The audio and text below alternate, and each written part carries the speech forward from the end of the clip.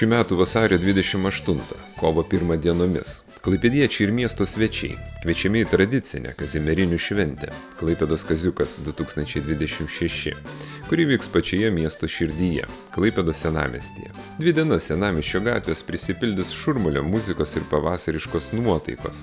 Mugėje lankytojų lauks tautodailininkai, amatininkai, kulinarinio paveldo puoselėtojai bei prekybininkai iš visos Lietuvos. Čia bus galima rasti rankų darbo dirbinių, tradicinių skanėstų, originalių dovanų ir žinoma, pajausti tikrąją kaziuko mugės dvasią. Oficialus renginio atidarymas vyks vasario 28 dieną, 12 val. Anikės aikštėje.